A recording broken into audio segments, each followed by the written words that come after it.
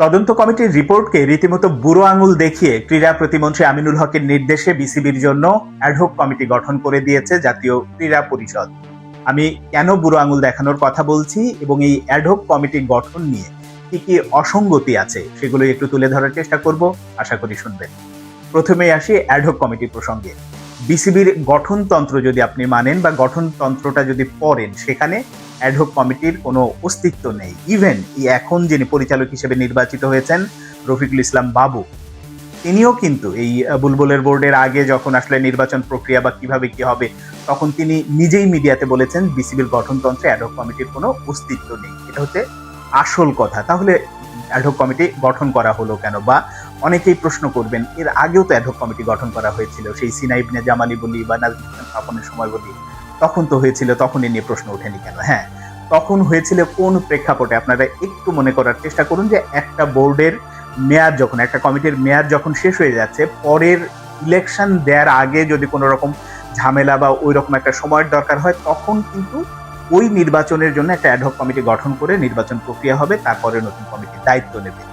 এইটা এবার হয়নি। এই কমিটি আমিনুল ইসলাম বুলবুলের যে কমিটি ছিল, তাদের মেয়াদ ওইভাবে শেষ হয়নি। আপনি নির্বাচন নিয়ে অনিয়ম, অস্বচ্ছ, কারচুপি হয়েছে, অনেক রকম প্রশ্ন তুলতে পারেন, কিন্তু প্রক্রিয়াটা কি হবে তাদের সরানোর, সেই সরানোর প্রক্রিয়াটা এটা অ্যাডহক কমিটির মাধ্যমে না। আপনাদের নিশ্চয়ই মনে আছে যখন নাজমুল হাসান পাপনরা পালিয়ে গেলেন, তারপরে যখন বোর্ডে ফারুক আহমেদ দায়িত্ব নিলেন, সেটা কি হয়েছিল? সেখানে কি অ্যাডহক কমিটি হয়েছিল? হয়নি। কারণ ওই নাজমুল হাসান পাপনদের মধ্যে যারা পালিয়ে গিয়েছে, বাকি যারা ছিল কোরাম হয়, সেখান থেকে ফারুক আহমেদকে জাতীয় ক্রীড়া পরিষদ কোটায় মনোনয়ন দেওয়া হলো পরিচালক হিসেবে, এবং তখন ওই কোরাম ফারুক আহমেদকে সভাপতি নির্বাচিত করলেন, তিনি দায়িত্ব পালন করলেন। তারপরে আবার যখন ফারুক আহমেদের বেলায় ঝামেলা শুরু হলো, তাকে যখন অপসারণ করা হলো, সেটাও কিন্তু অ্যাডহক কমিটির মাধ্যমে হয়নি। এই কারণে যেভাবে সরকার গঠন করলো অ্যাডহক কমিটি, এটা বিসিবির গঠনতন্ত্রের পুরোপুরি পরিপন্থী। আর আমি শুরুতেই যেটা বললাম যে তদন্ত কমিটির রিপোর্টকে বুড়ো আঙুল দেখানো হয়েছে, এখানে খুব স্পষ্ট করে আপনাদের নিশ্চয় মনে আছে তদন্ত কমিটির প্রধান যেদিন তদন্ত রিপোর্ট জমা দিলেন, মিডিয়ার সাথে কথা বললেন, উনি কি বলেছিলেন? আপনাদের কথাগুলো নিশ্চয়ই এখনো কানে বাজে। তিনি স্পষ্ট করেই বলেছিলেন যে আমরা ওই রকম কাউকে দোষী সাব্যস্ত করা হয়নি, কোনো কিছুই করা হয়নি, তারা নির্দিষ্ট কিছু সুপারিশ দিয়েছে। তো ওই যে ওই কথা বললো, সেই ব্যাপারটা আমিনুল হকের জাতীয় ক্রীড়া পরিষদ বা ক্রীড়া মন্ত্রণালয় বা এই বিএনপিপন্থী সংগঠক যারা এই বোর্ডে আসার জন্য চেষ্টা করছিলেন, অবশেষে আসলে তাদের আসলে ওই ব্যাপারটা অতটা ভালো লাগেনি এবং তড়িঘড়ি করে সিদ্ধান্ত নেওয়া হয়েছে। এবং এখানে যে মূল অসঙ্গতিটা দেখেন, মিডিয়াতে আপনারা যেটা দেখছেন যে এই মিডিয়াতে যে 11 পৃষ্ঠার একটা তদন্ত রিপোর্টের সার সংক্ষেপ পাঠানো হয়েছে। আমি যতটুকু জানি যে মূল তদন্ত রিপোর্টটা 1000 পৃষ্ঠার ওপরে ছিল, আর যেটা সার সংক্ষেপ তদন্ত রিপোর্ট সেটাও ছিল 25 থেকে 30 পৃষ্ঠার, কিন্তু মিডিয়াতে পাঠানো হয়েছে 11 পৃষ্ঠার। আমি ধরে নিলাম যে আরো সংক্ষেপ করেছে, কিন্তু সেখানে কি কারো কোনো স্বাক্ষর আছে? নাই।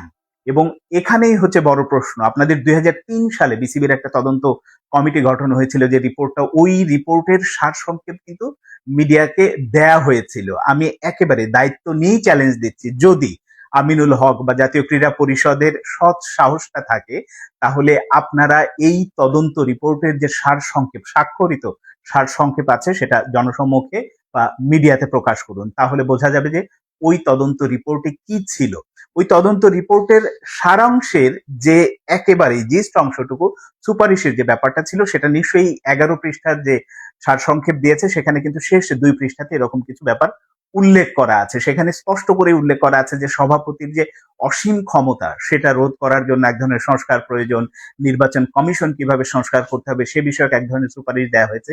তো এখানে সভাপতির যে ক্ষমতা রোধ করা বা ক্ষমতা নিয়ন্ত্রণ করার জন্য যে ব্যাপারটা, সেটা কি করা হলো, নাকি তার আগেই আবার আরেকজনকে অ্যাডহক কমিটি করে বসিয়ে দেওয়া হলো? এখন এই যে অ্যাডহক কমিটি করে বসিয়ে দেওয়া হয়েছে, তামিম ইকবাল নিজেই প্রথম প্রেস কনফারেন্সে বলেছেন তিনি পরবর্তীতে 3 মাস পরে যে ইলেকশন দেওয়া হবে সেই নির্বাচন করবেন। এখন তিনি ক্ষমতায় বসে আমিনুল ইসলাম বুলবুল বা ফারুক আহমেদের মতো বা নাজমুল হাসান পাপনের মতো এই তামিম ইকবাল যে ক্ষমতার অপব্যবহার করবেন না, তার কোথায় গ্যারান্টি আছে? কোনো গ্যারান্টি নাই। ওই অপব্যবহার আবার হবে, আবারও একইভাবে বিসিবির নির্বাচন প্রশ্নবিদ্ধ হবে। এই ফারুক আহমেদ বলেন, আমিনুল ইসলাম বুলবুল বলেন, তাদের সঙ্গে যেটা করা হলো, ঠিক একই ঘটনার জন্য শুধুমাত্র অপেক্ষা করতে হবে তামিম ইকবাল বা পরবর্তীতে নির্বাচিত হয়ে যারা আসেন তাদের ভাগ্যে কখন ঘটবে, সেটা শুধুমাত্র সময়ের অপেক্ষা। এখন এই অ্যাডহক কমিটি নিয়েও আবার আমিনুল ইসলাম বুলবুল ফিরতি প্রেস রিলিজ দিয়েছেন, তিনি আইসিসির কাছে বিচার চান এবং এই সংক্রান্ত এই কমিটি অবৈধ, তিনি নিজেকে বৈধ প্রেসিডেন্ট হিসেবে দাবি করছেন, এই সংক্রান্ত গেছে। এবং এটা যদি এখন আইনি জটিলতায় যায় বা আইসিসি ওই ধরনের অ্যাকশন নেয়, তখন ভিন্ন প্রক্রিয়া হবে বা কিভাবে কি মোকাবেলা করে কি, সেটাই হচ্ছে দেখার বিষয়। কিন্তু ওই যে দিন শেষে বললাম যে তদন্ত রিপোর্টে যা ছিল সেটাকে ক্রীড়া মন্ত্রণালয়, আমিনুল হক, জাতীয় ক্রীড়া পরিষদ তারা কেউ আমলে নেয়নি এবং আইসিসির কাছেও আদৌ এই তদন্ত রিপোর্ট পাঠানো হয়েছে কিনা বা আইসিসির মাধ্যমে তাদের যোগাযোগটা কি হয়েছে এটা কিন্তু এখনো স্পষ্ট না।